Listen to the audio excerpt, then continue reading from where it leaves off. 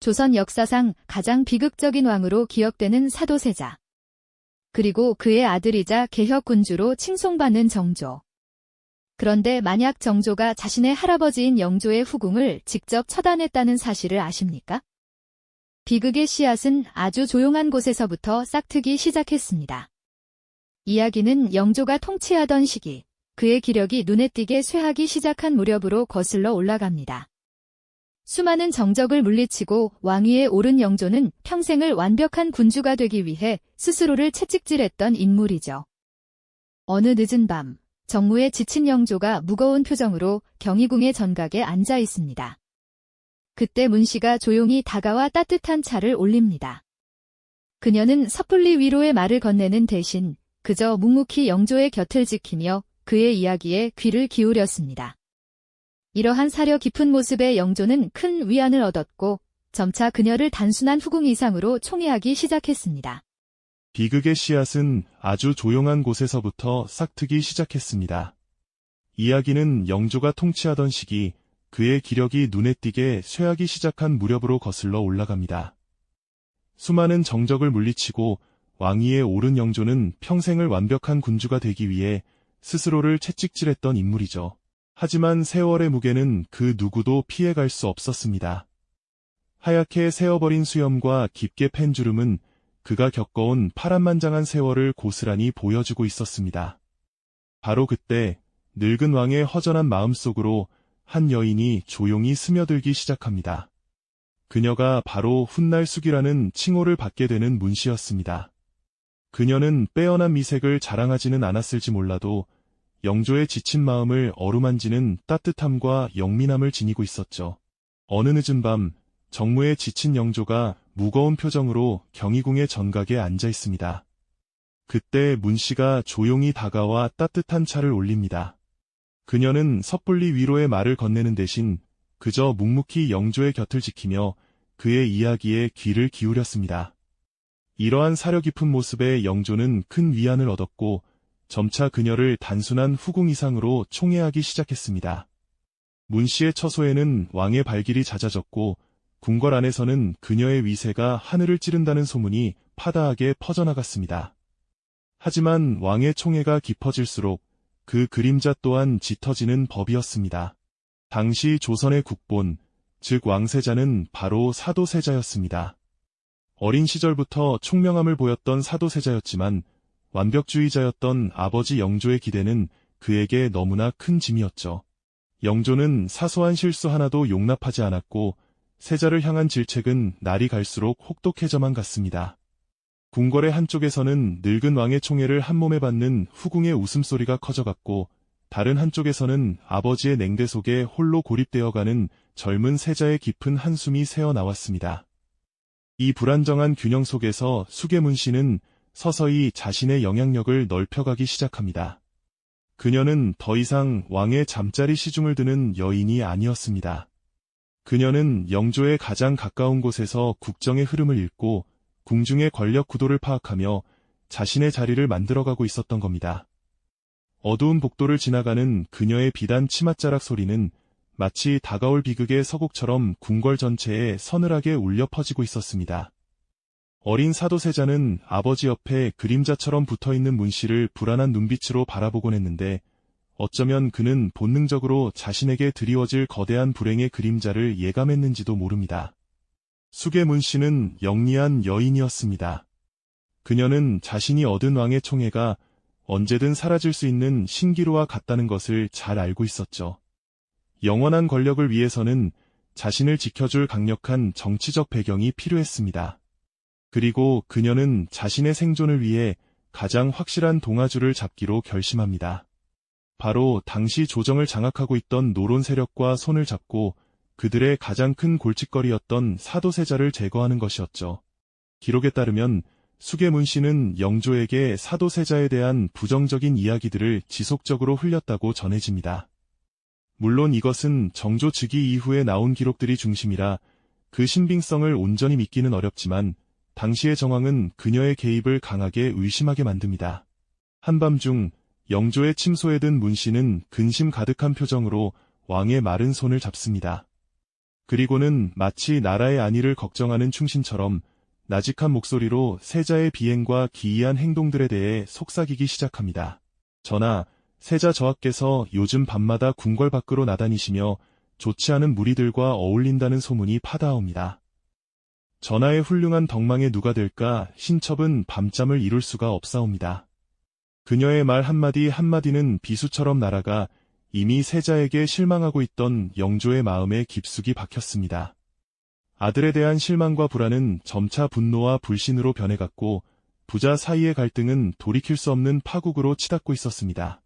궁녀들이 물동이를 이고 바쁘게 오가는 수라간 뒤뜰에서는 숙의 문씨 측 사람들과 노론의 핵심 인물들이 은밀히 만나는 모습이 종종 목격되기도 했습니다. 그들은 굳은 표정으로 짧은 대화를 나누고 흩어졌는데 그들의 눈빛에는 차가운 결의가 서려 있었죠. 이것은 단순한 만남이 아니었습니다. 국본을 흔들려는 거대한 음모가 조용히 그리고 아주 치밀하게 진행되고 있었던 겁니다. 마침내 1762년 윤 5월 역사가 기억하는 가장 끔찍한 비극이 펼쳐집니다. 영조는 경로하여 사도세자를 폐위시키고 좁은 뒤주 안에 가두라는 비정한 명령을 내립니다. 내 스스로 목숨을 끊으라. 아버지의 절규와 같은 외침에 사도세자는 땅에 머리를 찌으며 용서를 빌었지만 영조의 마음은 이미 돌아선 뒤였습니다. 떼약볕이 내리쬐는 한여름, 뒤주에 갇힌 사도세자의 처절한 절규가 궁궐 담장을 넘어 울려 퍼졌지만 그 누구도 그를 구하지 못했습니다. 그리고 그 비극의 현장 어딘가에서 수계문 씨는 자신의 선택이 가져온 결과를 차가운 눈으로 지켜보고 있었을지도 모릅니다. 그녀에게 사도세자의 죽음은 자신의 권력을 지키기 위한 어쩔 수 없는 희생이었을 테니까요. 그 기나긴 고통의 시간을 버티게 해준 것은 단 하나, 바로 아버지의 명예를 회복하고 그 죽음에 관련된 모든 이들에게 죗값을 묻겠다는 비장한 결의였습니다. 1776년 마침내 정조는 수많은 정적들의 견제를 뚫고 용상에 오릅니다.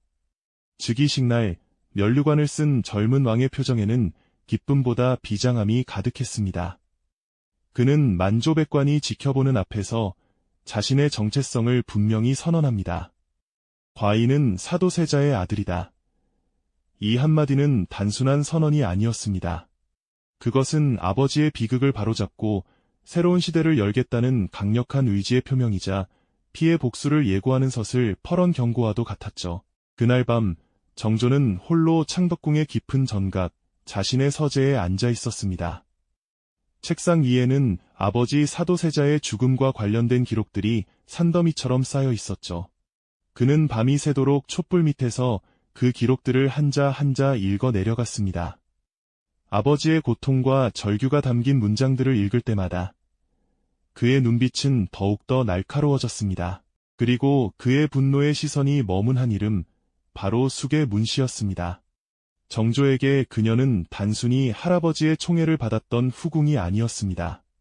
그녀는 아버지를 모함하고 비정한 아버지의 결정을 부추겨 끝내 죽음으로 몰아넣은 원흉, 결코 용서할 수 없는 적이었던 겁니다.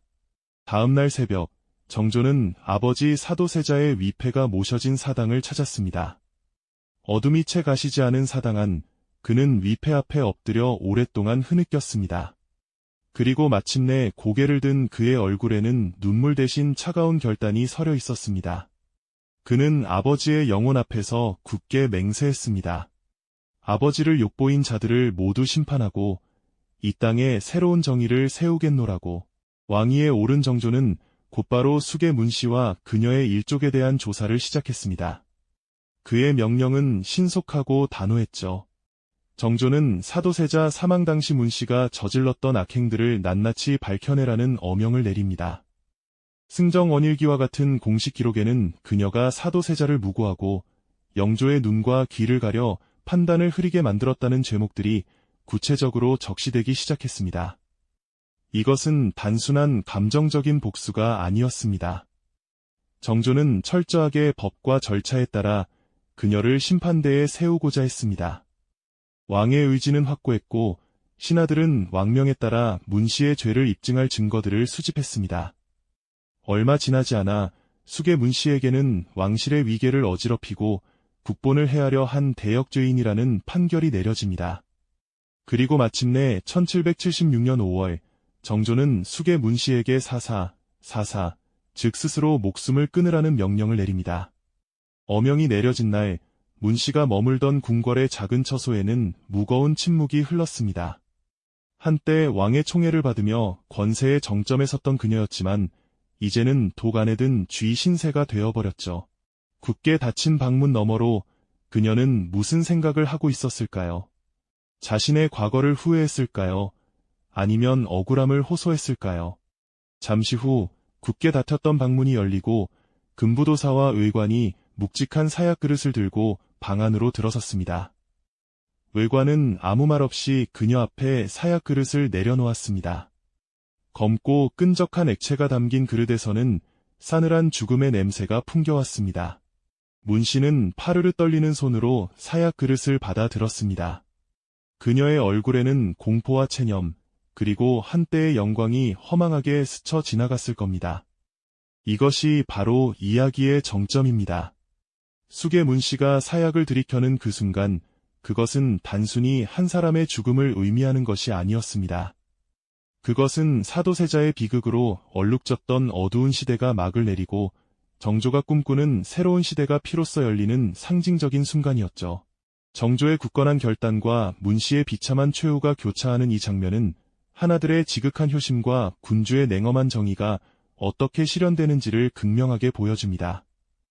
또한 왕자를 둘러싼 궁중 권력투쟁이 얼마나 잔혹하고 비정한 것인지 다시 한번 깨닫게 하는 대목이기도 합니다. 사약이 몸에 퍼지자 문씨는 고통 속에 쓰러졌고 그렇게 한 시대를 풍미했던 왕의 여인은 역사의 뒤안길로 쓸쓸히 사라졌습니다. 그녀의 죽음으로 정조는 아버지의 한을 조금이나마 풀었지만 그의 개혁과 정의를 향한 길은 이제 막 시작되었을 뿐이었습니다. 숙의 문씨의 비극적인 최후는 우리에게 많은 질문을 던집니다. 정조가 내린 심판은 아버지의 원수를 갚기 위한 정당한 정의의 실현이었을까요? 아니면 왕권을 강화하고 반대 세력을 숙청하기 위한 정치적 행위였을까요? 그의 선택은 뒤틀린 역사를 바로잡는 과정이었을까요? 아니면 또 다른 피를 부르는 복수의 시작이었을까요? 역사는 승자의 관점에서 기록된다고 하지만 그 화려한 기록의 이면에는 이처럼 수많은 개인의 희생과 고통, 그리고 눈물이 숨겨져 있습니다. 숙의 문씨의 이야기는 과거의 사건에 머무르지 않고 오늘날 우리가 살아가는 이 시대의 정의와 권력, 그리고 진실의 본질에 대해 다시 한번 생각하게 만듭니다. 과연 한 개인의 비극 위에 세워진 정의는 온전하다고 말할 수 있을까요? 이야기가 흥미로우셨다면 구독과 좋아요를 통해 지식의 숲을 함께 여행해 주시기 바랍니다. 다음 시간에는 숙의 문씨를 처단한 이후 정조가 꿈꿨던 이상적인 조선을 만들기 위해 어떤 개혁을 추진했으며 그 과정에서 또 어떤 거대한 장벽과 마주하게 되었는지 더욱 깊이 있는 이야기로 찾아뵙겠습니다.